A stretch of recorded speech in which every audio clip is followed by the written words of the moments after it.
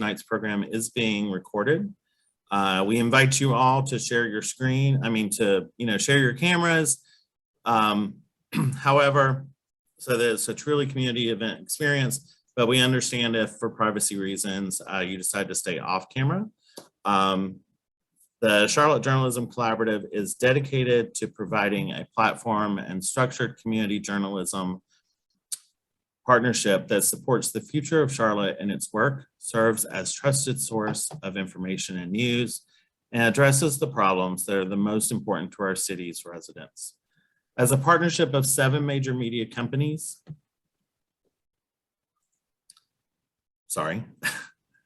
as a partnership, everyone got that pop-up that it's recording, so I did as well. As a partnership of 7 major media companies and other local institutions producing I Can't Afford to Live Here, a collaborative reporting project focused on solutions to the affordable housing crisis in Charlotte, we are supported by the Local Media Project, an initiative launched by the Solutions Journalism Network with support for the Knight Foundation, from the Knight Foundation to strengthen and reinvigorate local media ecosystems. Community engagement has been an important component of the collaborative's work since it launched. Building power through collaboration, the CJC is focused on knowing people through one-on-one and small group conversations, forums, informal gatherings, workshops, newsroom visits, pop-up sites, and dream salons. If you believe, as we do, that this work is important and you believe in a thriving local news community, I invite you to contact me to find out how you can support the sustainability of the Charlotte Journalism Collaborative. I'd like to first start by introducing Rachel Kuby, who's here from the Charlotte Mecklenburg Library. She's going to be helping out tonight, and David Griffith, our data and impact editor at the CJC, who's on the call as well. Other members of our collaborative are on the call, some of our media partners, and I especially want to thank the Charlotte Mecklenburg Library staff, including Seth Urban, who I see, and Alicia for their technical support tonight. Finally, we are happy to be joined by 4 representatives of amazing organizations working directly with our community impacted by the current affordable housing crisis and increased evictions as a result of the COVID-19 pandemic. I'll let each panelist introduce themselves, but some quick information about each organization. Freedom Fighting Missionaries provides services and resources to the formerly incarcerated and criminal justice involved that lead to self-sufficiency. The organization connects people with services and resources specific to them, including helping people who struggled with housing due to their criminal background, and they have partnered with Home Again Foundation to bring affordable housing solutions to vulnerable populations experiencing homelessness. DreamKey Partners, formerly the Charlotte Mecklenburg Housing Partnership, is on a mission to make sure everyone lives in a safe, affordable home in a vibrant community that supports independence, opportunity, and advancement. Programs and services include an array of revitalization, education, housing, and economic development initiatives.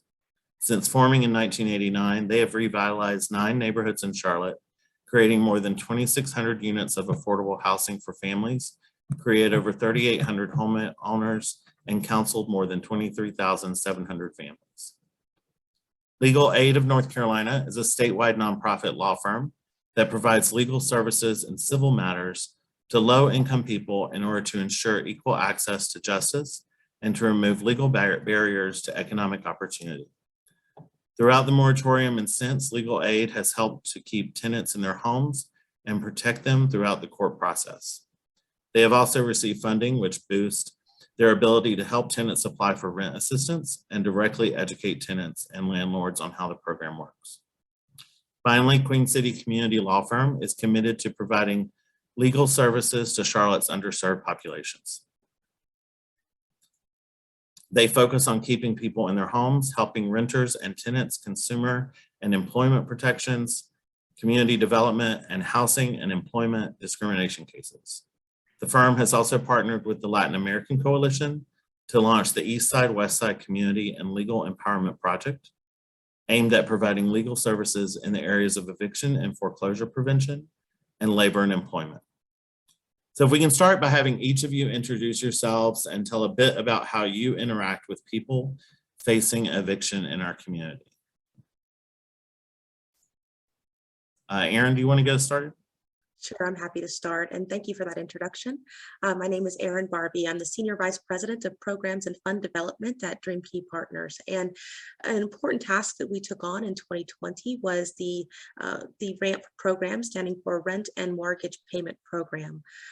We help people who are facing eviction. We help people who are at risk of losing their home, who had a COVID-related impact, to receive funds and to be able to stay in their homes. So I'm sure we'll talk more about that. Thank you for having me.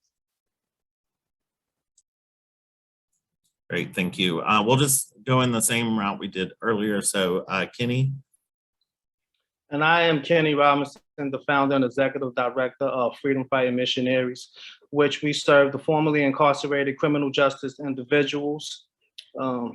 Since 2020 and the start of the pandemic, already a problem that existed within our community as it pertains to housing was just exposed by the pandemic. So now everybody can clearly see that this population that I serve have been left behind and continues to be left behind, again, exposed by the pandemic. I am pleased to be here and give a voice to those of us who haven't typically had this type of voice, in hopes that we don't duplicate this in the future, in hopes that we can find a way to provide housing for everybody in Charlotte. Great, thank you. Ismaail? Hi, again, my name is Ismaail Qaiyim, and I am a private attorney, and my firm is the Queen City Community Law Firm. That's sort of half of my work, and then the other half of my work is as a community organizer in reference to housing with the Housing Justice Coalition. Tonight, I'll be focusing on the legal side in terms of the eviction process and really how it's affected the community here, how it affects vulnerable populations, and sort of the direct services work and its broad implications for everything else going on locally and nationally. So again, really happy to be here, and thank you to the Charlotte Journalism Collaborative. Thank you. And last but not least, Hannah.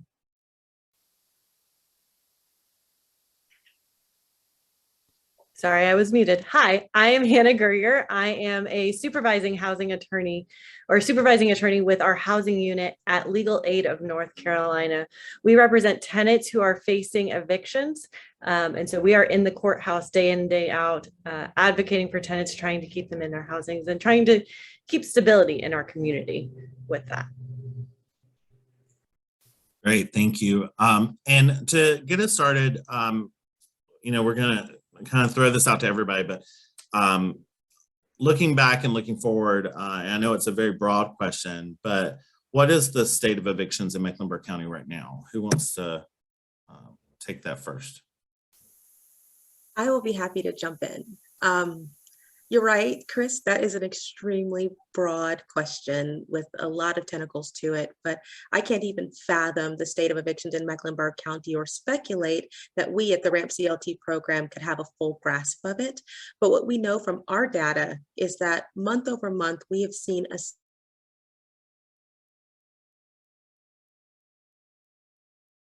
diversification and or have a court date.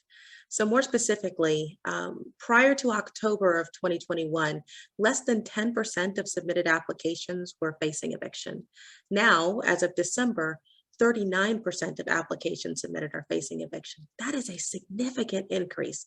And we know that has a great deal to do with the moratorium being lifted, but it's still cause for us and cause for concern because more and more people are in highly stressful situations who are feeling very vulnerable and quite possibly about to lose their home. So for us, we think that the state of Mecklenburg County's eviction issue is dire. I would echo what Erin is saying. It is dire in Mecklenburg County. We, prior to the pandemic, were facing about just under 30,000 eviction cases every year. We don't have all of the stats now that we have come off of the moratorium. Obviously, that will impact numbers because for the greater part of 2021, landlords weren't able to move forward with evictions related to non-payment and COVID-related non-payment. Now they are, and they are going at it with full force. We have 4 courtrooms open daily during the week, and each courtroom has 4 different dockets, and each docket can have up to 30 cases. And this is limited only in the sense of they're limiting the dockets because of social distancing.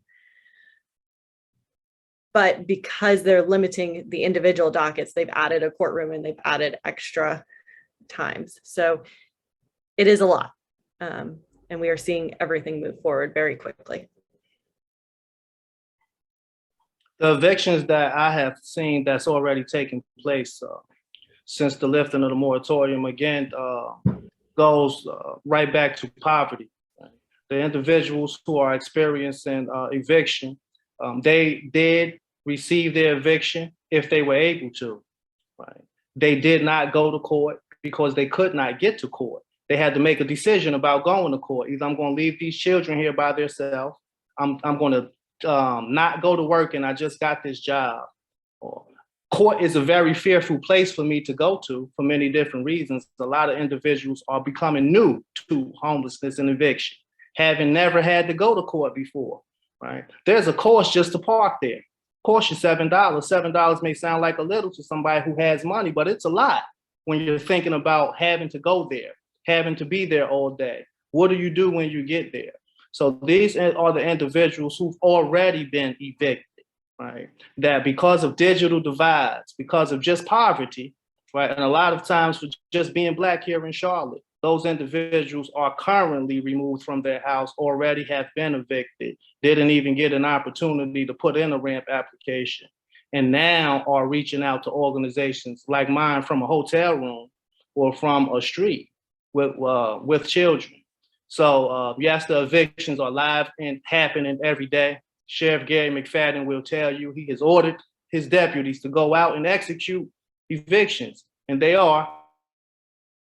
And unfortunately, those who are being evicted are single Black mothers that's always been in poverty. And that is why I'm here in hopes that we can change that and get out there side by side with some of these individuals before they're on the street calling us.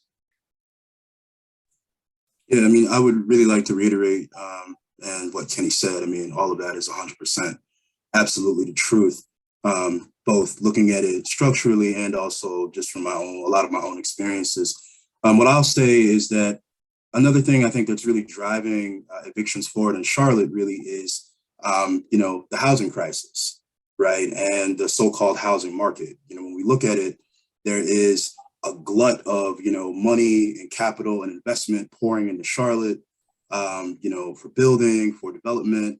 There is a push for people to, flip homes, sell homes. You will have a lot of tenants in Charlotte because of how Charlotte is laid out that live in single family homes, right? And so somebody might just decide if the home is owned by an investor or even maybe, someone who lived there before, maybe their parent, passed the home on, they decide they want to sell it.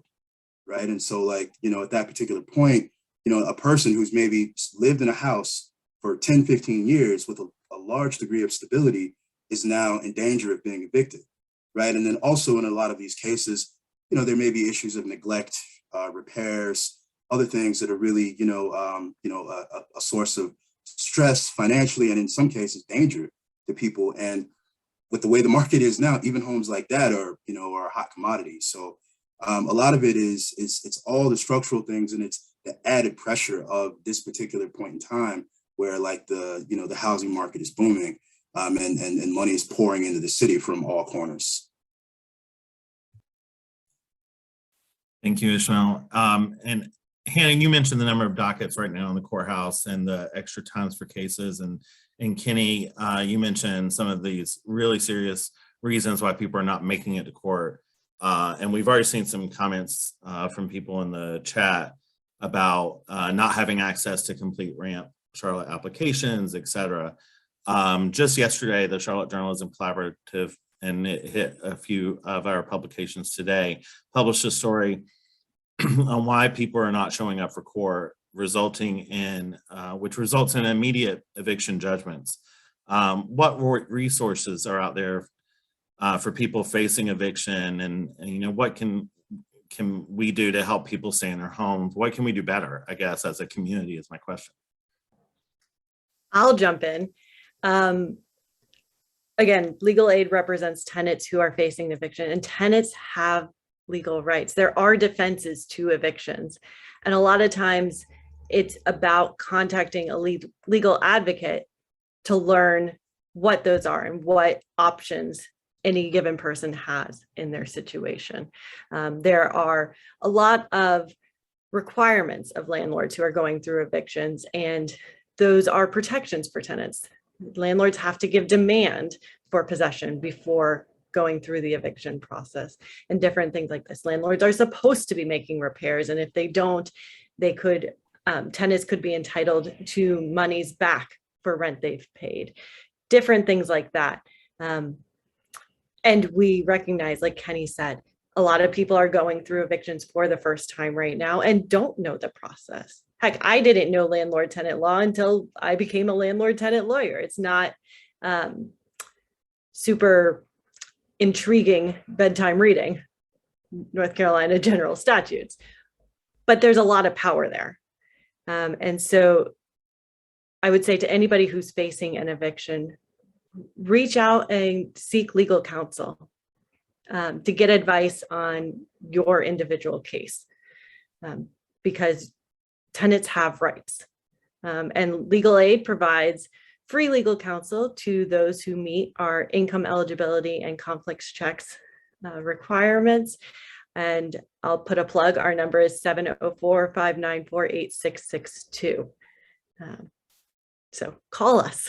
That's why we're here. We want to be used as a resource. I'm happy to jump in next. I'm really thankful for what Hannah said. What we recognize is that helping families to stay in their home is absolutely a community effort, right? RAMP is just one tool to help families, but often the issues are just deeper than just needing funding, right? If they need legal assistance, they need someone to advocate on their behalf, they need someone to help. We see a lot of people that come to us and the issue could be resolved through mediation, right? They just need to have a conversation where someone who is neutral in the middle can talk with the landlord and can talk with the tenant and come to some agreement terms. We found that most of the landlords that we work with don't want to evict, but they do have rules and regulations that Hannah just said that they have to follow. And so we want to be able to help facilitate some of those partnerships. But the RAMP CLT program specifically can assist people with up to 12 months of arrears and up to 3 months forward. The Treasury provides us with guidelines. I want to remind everyone that this is a government program. And so we have to follow those guidelines. And at times that's a little difficult because we want to help everyone. But the maximum assistance amount we can provide someone is 15 months. And it's important to know that we have to prioritize the priority. And when you think about that, that means everyone who's at risk of losing their home is a priority. But then there are those that are truly in dire need, who are facing eviction, really about to get locked out immediately. And those are the people that we have to help first, according to Treasury, because they're the most vulnerable. But I like what Hannah said again about the urgency of it. So at the RAMP CLT program, we've had to shift and grow this program over the last year, and we've had to respond. And part of that is working in partnership with organizations like Legal Aid, working with organizations like Crisis Assistance Ministry to make sure that we're all on the same page. A lot of people may not know it, but we do have RAMP CLT processors at the courthouse. We did that so that we could make quick decisions for people who have not interacted with our program before, and they could help the overall judgment. And we're working with everyone, meaning the magistrate, with dispute settlement, with Legal Aid, in partnership to make these decisions happen quickly.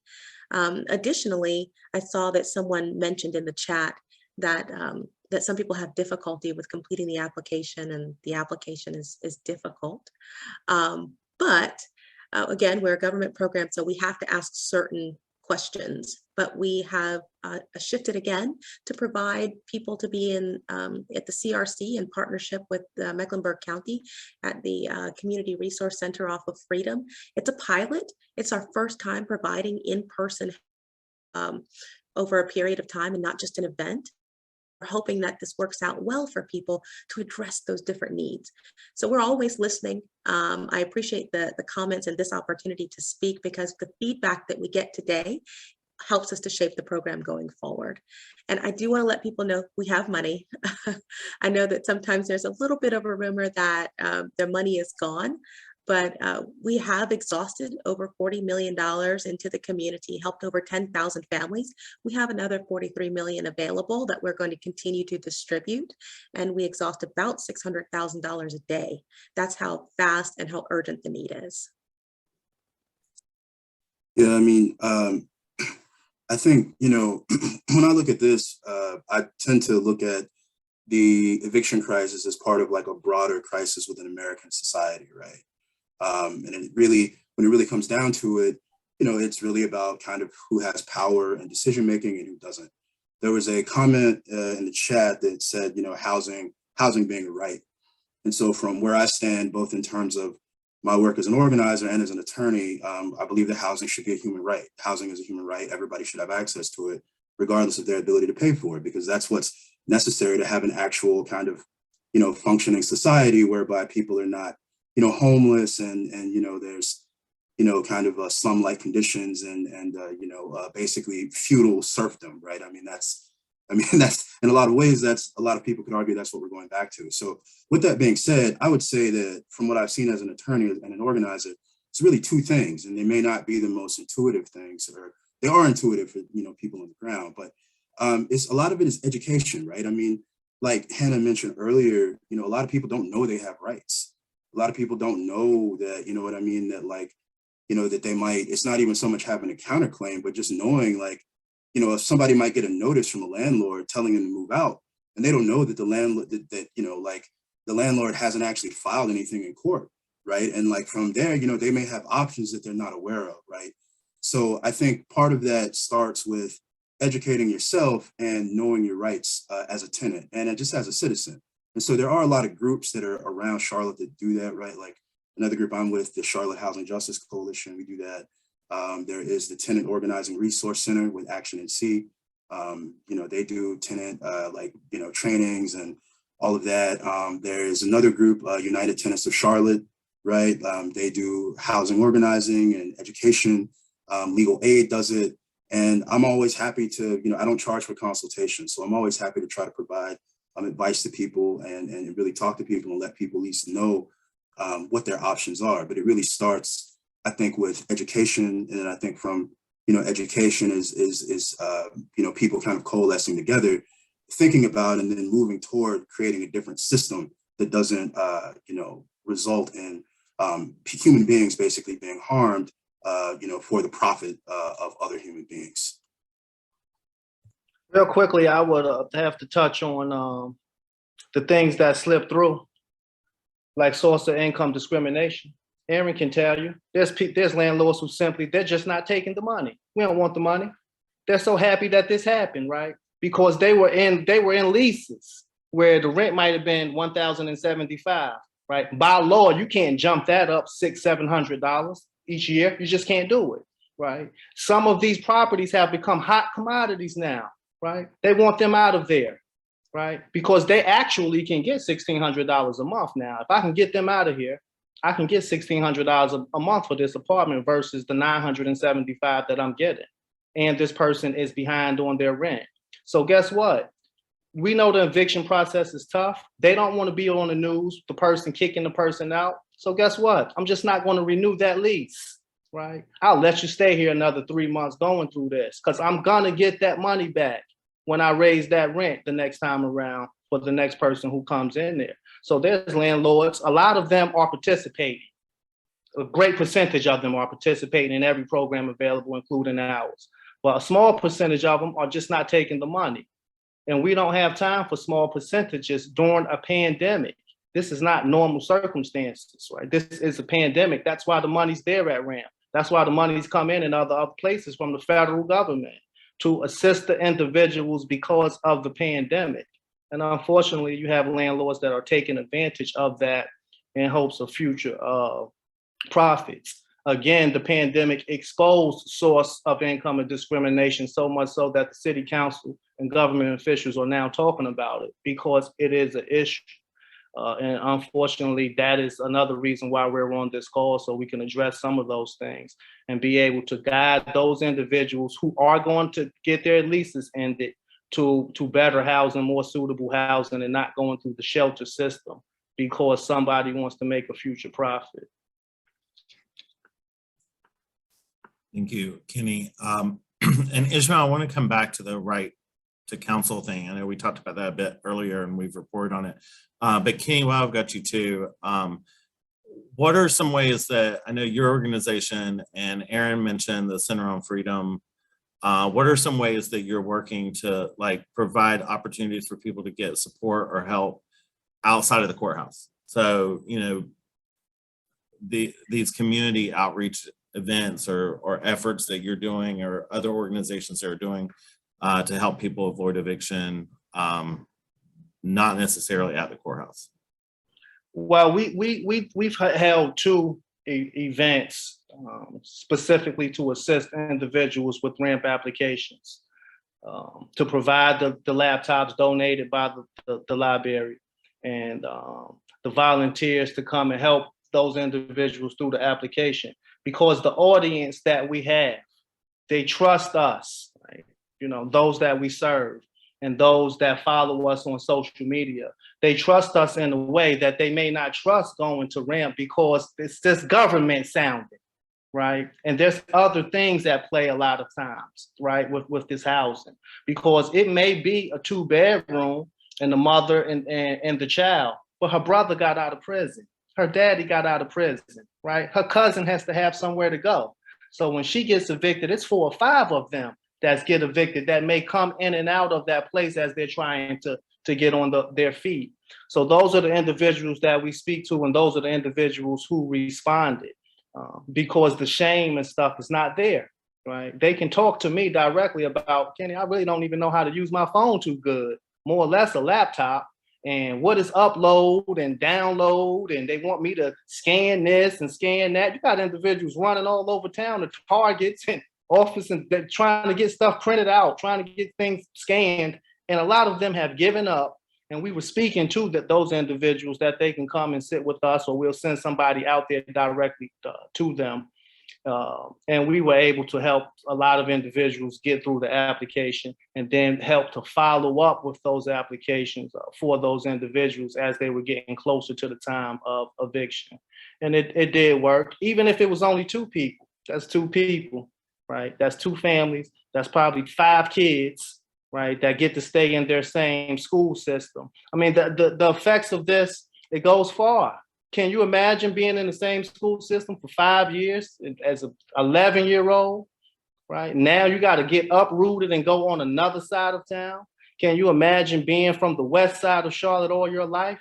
Now you got to go down to the south side. That's a different hood down there, right? That's different people down there, right? Nobody wants to do that.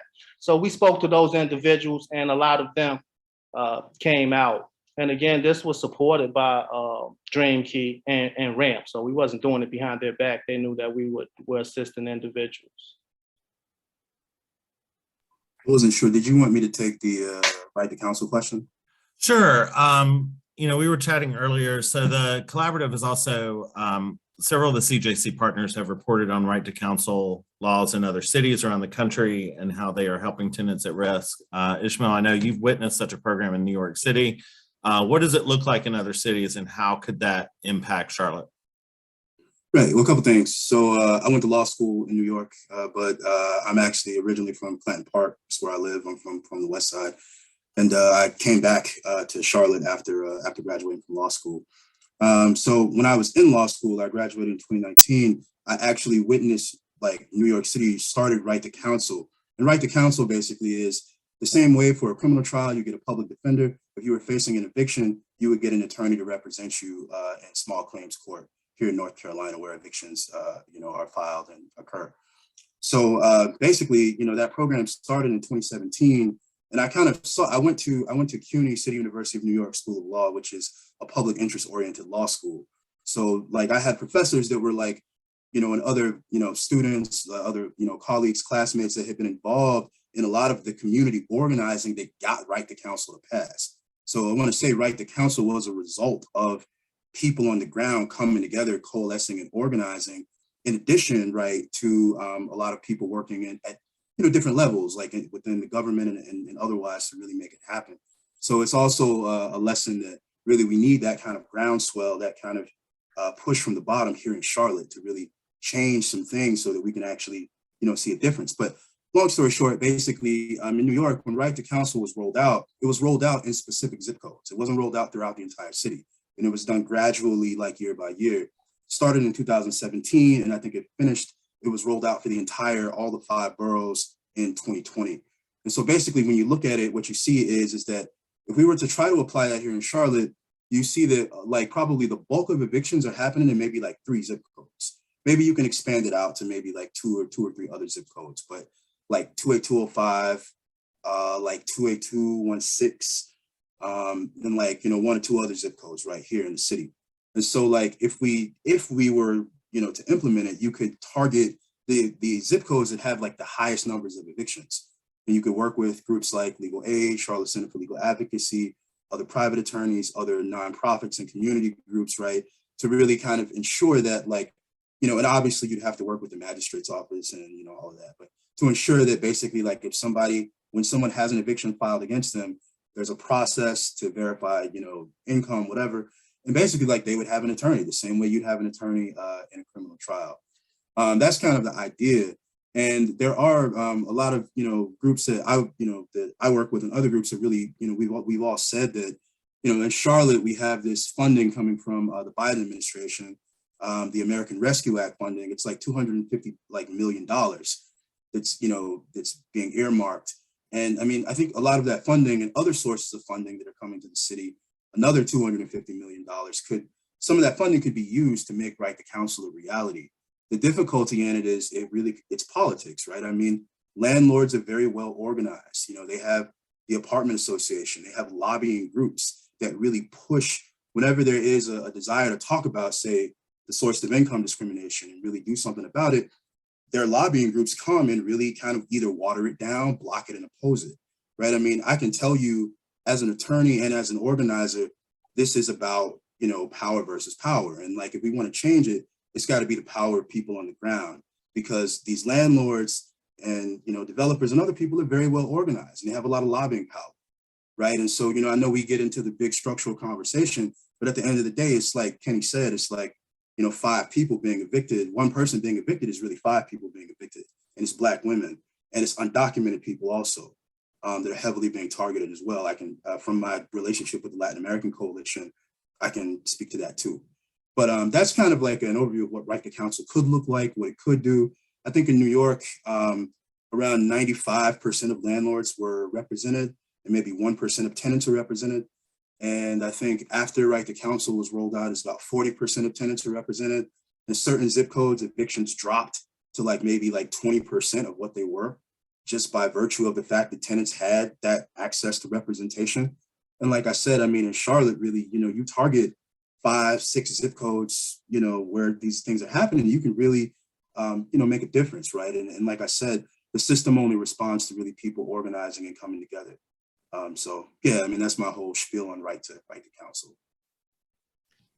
And I'll jump in. While I can't give an opinion on the Right to Counsel policy overarchingly, I can say there is such value in having an attorney and advocate by the tenant side in the courtroom. The courtroom can be such an intimidating and formal and honestly just a scary place for tenants to be. Not only is it oftentimes a new place for them to be, but it's their home at risk. It's the very place of their safety. And having an attorney by their side to help advise them of their rights, defend them in court, help negotiate resolutions with landlords that support the tenant and then the community at large is truly invaluable. And like Ismaail said, in North Carolina right now, I would say about 95% of landlords are represented, whereas maybe 1% in Mecklenburg County are represented. And legal aid represents as many as come to us and as many as we can, but that's still a small percentage because some people don't come to court or some people don't contact us because they don't know their rights and they don't know the resources that are out there. And so having counsel is very important. And there's only one fear that we would have here in North Carolina and Charlotte to bring and right to counsel. And that fear is that it would simply just help Black people, because that's what we're talking about here, right? That's what we're talking about here is poor Black people in Mecklenburg County are the ones that's facing evictions the most. So to have a lawyer to represent them when you get an eviction, right, would be a great thing, right? And would allow that person to stay in their home and would have no need to contact me nor Erin or anybody else, right? Because you'd get the court and you'd have a lawyer assigned to you. There'd be a process with the landlords to try to locate that person who 9 times out of 10 are still in the home until the sheriff comes there, right? There'd have to be an effort to help the poor people who serve the people of Mecklenburg County, right? When you go there to your Bojangles, just look in there. When you go in the drive-through, just look in there and wonder if that lady right there knows how to contact legal aid, knows how to fill out these applications, knows all of their rights, all of the many rights under the Constitution that they have. Just look at those kind of individuals when you go out to service places, right? Wonder about that dishwasher back there that you want that glass so clean from. Do you think that he knows these things? And all of us were faced with this. All of us were sitting at home for 3 months when the lockdown. Do you think that those individuals knew these things? So of course, right, the counsel is definitely needed in Mecklenburg County. We should shoot for it in hopes that the rest of the state will follow behind it, as they do Mecklenburg County. So I would love to advocate on that very issue of right to counsel to be brought here. I did want to also add, there was, for the New York Right to Counsel, part of the bill that was passed also provided support and funding for community-based groups, right, that were basically like supporting this effort. So very much to that point, the people who are actually going to be the points of contact on the ground, right, for people who really need it, there was like money and other things and resources that were set aside to support right to counsel, because in a lot of ways, people really fought for it from the ground up, right? So I did want to reiterate that point based on kind of what Kenny said also. Thank you. I know we've touched on a lot of this and already, but I want to make sure there's some space in here to add anything that you guys have. Like, what are we not seeing? Like, what's not making it into the news? What's happening on the ground within the communities?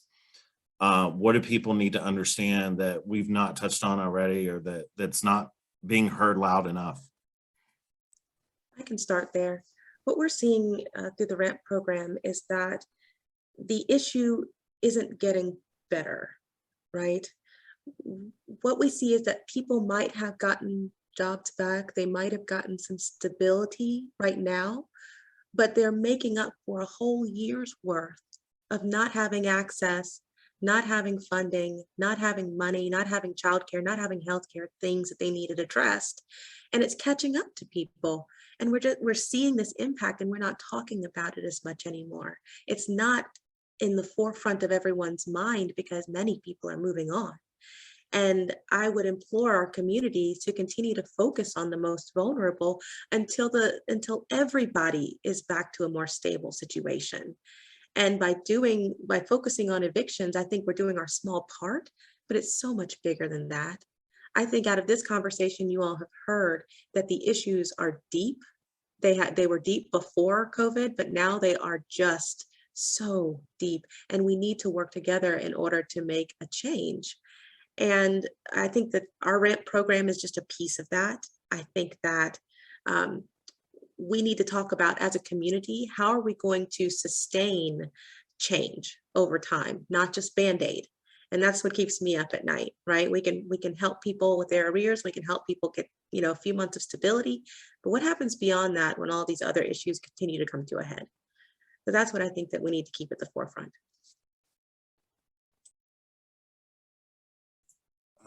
Yeah, I mean, I think just a couple things. I think there is an acknowledgement of kind of the points that Erin raised, and communities are organizing and coming together. There's another group, the Community Benefits Coalition, which is heavily made up of neighborhoods and people who live in, West Charlotte, some in East Charlotte, that are really coming together and pressuring the city on the policy apparatus that really sort of entrenches poverty, right, and causes this to be a thing. If we want, to have favorable policies around source of income discrimination or right to counsel, or even just more funding available, right, for eviction defense, whatever it is, there has to be the pressure there to really kind of make it a priority, to really keep it in the news, to keep it active. And that pressure, again, can only come from, the grassroots, people organizing on the ground. And with the clear kind of understanding of what this is about. I mean, again, this is about those who have power versus those who don't have power, right? That kind of, that's the mentality that I bring, to my practice. And the way that I approach it is I want to aggressively bring counterclaims and countersue landlords. And especially because, like someone put in the chat, it's the same firms that are representing landlords.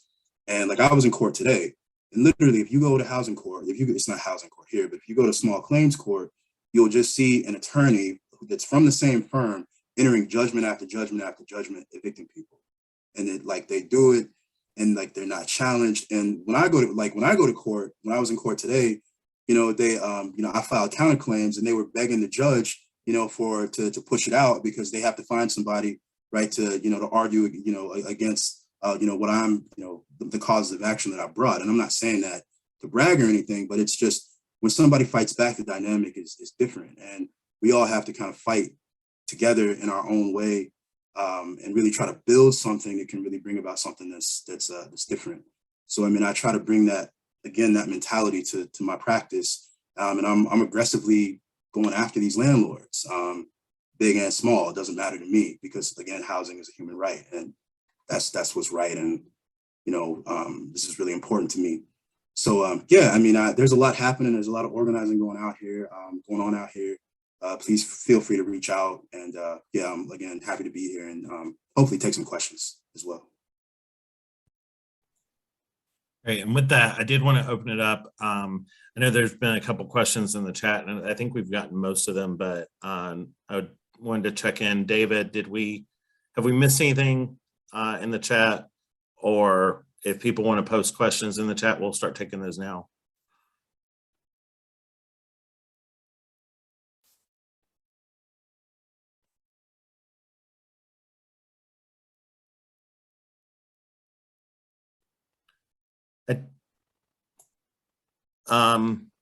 Ismaail, the landlords make all types of mistakes on their paperwork. Magistrate says she can't help them fix their paperwork, then she helps them. I feel like where this is coming from, but I think there's this bigger question that it kind of goes back to that right to counsel and that representation that the tenant has too. But do you want to add something to this? Yeah, and I'll let Hannah, if you want, take one of this too. I've seen that happen. I had a case where that actually happened. It was a pro se landlord. It was a landlord that wasn't represented and made a mistake, and the magistrate let them, fix their paperwork or whatever else. I think it really just comes down in that situation. It comes down to just the level of advocacy. I think you can try to push back on it. But oftentimes, if you have you have what you have. Speaking as an attorney, you do your research, bring whatever defenses, counterclaims, and you just argue it out. So in that particular case, at the end of the day, it didn't really matter because I was able to get the eviction dismissed against my client at that time. But it is a problem, and like I said, you just kind of have to try to argue your case in that situation. And I think maybe also I think pushing for a change in culture in the way we do things in Charlotte also, I think it's something from a broader standpoint that might also help with a lot of these things, but that's a little bit more abstract, I guess, at this point. And then oh, go ahead. Sorry. I was going to say, I completely agree with Ismaail. Landlords do make lots of mistakes in paperwork. And a lot of it does come down to, well, how hard is the tenant in court? Is the tenant going to push back? Does the tenant have an advocate who knows what the mistakes are and can push back about that? And that's contact attorneys. Tenants, you have rights. Contact us. We can help guide you through so many different of these processes. Help explain them, help guide people. So. Thank you. There was a comment a little bit earlier on from Jennifer, who said there's no housing programs for Black trans people in Charlotte, and how she wishes they would, or they wish they would fund some housing through RAIN. It kind of brings up the other question of like, how are you working with non-traditional community organizations that people might not associate with housing? I know RAIN does offer some housing through the Haven House and some programs for some of their clients, but are you working with any organizations that are like those grassroots organizations embedded in the community to connect people with resources who may be facing eviction? So I can speak from the rent perspective. So when we've been contacted or made aware that a certain population has difficulty with the application or accessing the funds, we have set up specific opportunities to work with that population, whether that be an on-site event or an online event based off of what that group says. So really it's just reaching out to us and making us aware. We're looking for partnership in these areas, and we're very willing to make sure that we're addressing that. So I would love to partner with RAIN. I haven't yet, and I think we would be able to help address some of the challenges that people might be having with our application. So I hope that, please encourage, Jennifer, please encourage someone to reach out to me.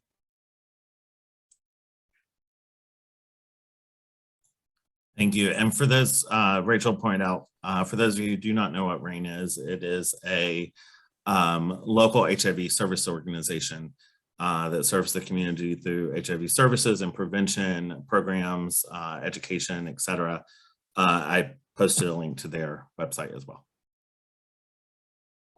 And Rayo is another that new here. They came just before 2000, just before the pandemic. So they started in late 2018, 2019, Rayo. They have similar services to RAIN, specifically for the Black trans community, HIV testing. I met with them, great organization. They're small, but they're out here helping others. To Ismaail's point on grassroots organizations and advocating from the ground up, we're doing it just out of passion. They give us nothing, Chris, zero do they give us for this, right? These partnerships, they come with nothing. They don't come with no funding, right? We're doing this because we care about the community and the populations that we serve, right? The bigger organizations that get all the money, Salvation Army and them, all of them, they get all of the money. They do not funnel it down to the grassroots organizations. The city government and the county government, they do not make an effort for the grassroots organizations to receive the funding that we need to advocate and to be the intermediary between legal aid, between RAMP and others, right? And again, it has just been exposed by the pandemic, and it is continuing to get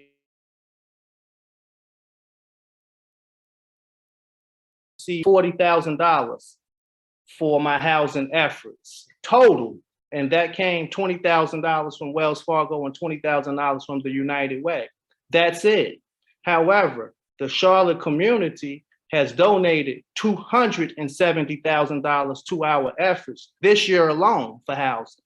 So it's not that the community doesn't see what's going on here. They do, and they've been sending in their stimulus money, right? And their little checks that they get paid $20 and $30 at a time so we can do the work that we do, while the government has contributed $1,000. And all of the other big corporations that look down from 32nd floor They can see the homeless. You can see them there on 9th Street from your building. They're looking down at them and giving us nothing. So we continuously ask, where is the money? When is it going to get to the grassroots organization so we can sustain ourselves? Because as for me, and this is the truth, I have a ramp application in myself for my own household. It's pending, mine, right? I've been doing this work out of passion. I don't get paid for this work. And unfortunately, for those that we serve, I'm going to have to go back to work in January. I just have to, because I have to survive. I have children and grandchildren, and I have to go back to work and do a regular job because the funding is not there to pay me a salary to do this work, and you just can't do it for free. I don't raise money from the community to pay my bills.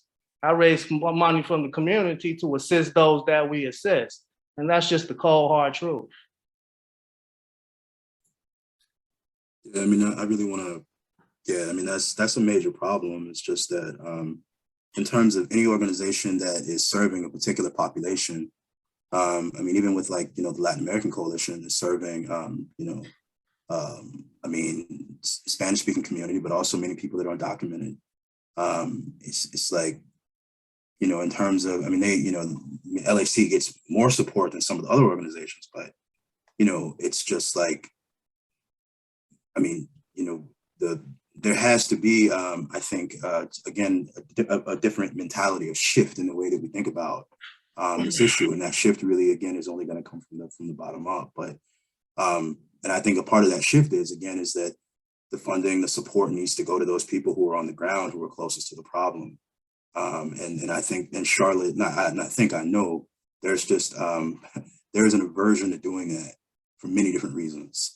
In the bodies and the channels of power, and I mean that aversion either it needs to change, and we really have to pressure and push for it to change. Thank you. 2 more questions from the chat. And Shauna, I'm gonna try to catch your story in just a second, make sure there's not a question there, but I'm sure that the CJC reporters would love to be in contact with you and hear more of your story as well. So if you're willing to share your contact information, if you want to private message me there, I'll share that on. We'd love to hear more of your story. But two quick questions. One from Dr. Rodriguez, I believe. Why do apartments force proof of net worth 3 to 5 times higher than the total cost of rent in order to qualify for their leases? I'm not sure if anybody can answer that question of why they do, but does anyone want to take that?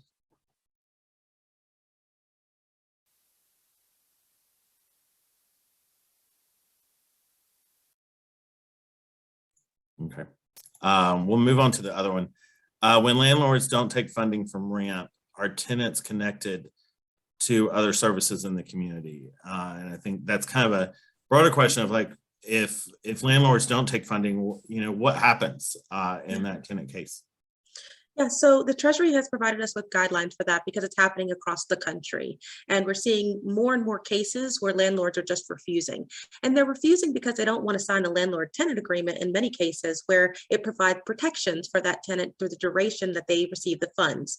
So our process is to first, once we're made aware that the landlord is refusing to participate in the program, we refer them to the dispute settlement team. And oftentimes hearing from another person, they can come on board with the program and understand the importance of the landlord-tenant agreement.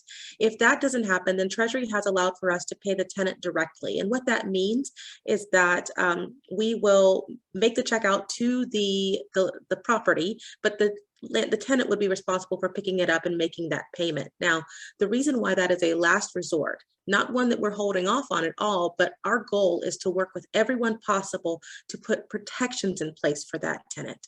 We want to make sure that they don't give the landlord a check and then the next day they're still evicted, right? So there are options. Again, Treasury has provided us with great guidance for how we can address this. If there's an individual issue, then I urge this person to talk with legal aid first because the RAMP program can't provide legal advice, but we will work in partnership with legal aid to help address the issue. And Chris, when all of those remedies are exhausted and you still have nowhere to go, right? You've tried that legal aid, you've tried everything else, and you still have nowhere to go. And the landlord simply is not going to take a check from a third party. Right? They're just not going to do it. Or the hotel, right? Because as Erin knows, we're saying like properties and landlords, but a great percentage of this is hotels, right? Erin can tell you they spend out a lot of money directly to hotels, right? They've made adjustments since the launch of the programs to make it easier to get money directly to hotels. And a lot of them are just refusing it. When that happens, and that the individual gets out into the community and makes contact with a grassroots organization like ours, then we don't play around, right? That's why we deal mostly with mutual aid. We don't have time for that. I'll go there with the money order, right? With the person, right? Get the person right over there to the hotel, to the property owner, right? The landlord, so they can give them the check or the money order directly from them to the landlord. That is, that's not third party. What they're saying is we ain't going to take a third party payment, right? Well, it's no longer third party if the individual pays directly to them. And we get the funds directly to the individual by taking it to them, getting in my car, or Jennifer or the rest of our team getting in the car with the money and going there and paying it and keeping that individual housed for another 30, 60 days. Sometimes that is all that individual needs, is another 30 or 60 days, right? What they need is to not have an eviction on their record. They're bad enough with a 550 credit score, making $13 an hour for their whole life, never made more than $13 an hour. So we definitely don't want that eviction to get on there and further harm them in the future when one day this will be over with and that person will want to move or be forced to move. So again, having the resources in the community on a grassroots level to go there, we're only able to do it because the community cares, right? This community has shown since the pandemic that they do care about a myriad of different issues, racial justice involved. If they didn't, then they wouldn't have contributed the way that they have. So that is the way around it. You just have to get out there and get the money to the person and let them carry it directly to the landlord, or else they're gonna get evicted. Or when their lease is over with, they gotta go. Yeah, I mean, and I think to the question before about the requirements, the 3 to 5, whatever income requirements, just whatever requirements landlords require. I mean, I think the answer is kind of in the answer that Erin and Kenny both gave, is that landlords just don't have to. I mean, they can act with impunity and create arbitrary requirements, or they can refuse money from a third party. And I mean, like I said, if you compare this to other states, the state could make landlords, could put stronger restrictions there to make it as to where, they might, you could put regulations in place to protect people. But at the end of the day, it's a power dynamic, and they know that if they can do it with impunity. Nobody's going to question them or challenge them, or make them pay or punish them for doing it. And that's the state of affairs that we're in. So I think, again, to create that counter pressure, both for individuals and collectively, so that there is accountability, for landlords, and we can, maybe try to get some of these things changed. But I mean, I think, I can't say that, you know what I mean? Like, I have a check and I'm going to, give it to the landlord. But, if I write a letter or I file a claim or do whatever it is, I mean, that the calculation changes completely, right? Suddenly a landlord that doesn't want to talk and isn't willing, and, they want to settle, or they want to, or it's just, it changes the dynamic when you have some leverage. And so I think building leverage for, our people collectively out here on the ground, and also doing what we can in our individual capacity to do that, I think is really what's going to make a difference. But I saw that and I wanted to just speak to that question too. Thank you. Yeah, I'd say if landlords aren't accepting the ramp assistance or other rental assistance that is out there, that's where our attorneys go back to the books and we look, what legal defenses can we bring? What counterclaims can we bring? How else can we keep this person in the home if we're not able to resolve this mutually? Then we're going to bat.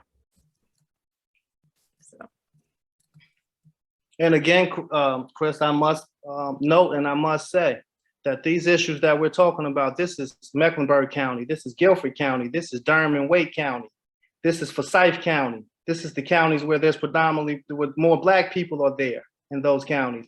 Pick a rural county where the people are poor there, but they're white and poor. They're not having calls like this there, right? The whole program and other resources have already paid their back rent, right? They are not in no fear of being evicted. And most of the rural counties across North Carolina, check them out, I have, right? They're not doing this. They're not having these discussions, right? They're not in no fear of losing their places in those rural counties where the people are poor.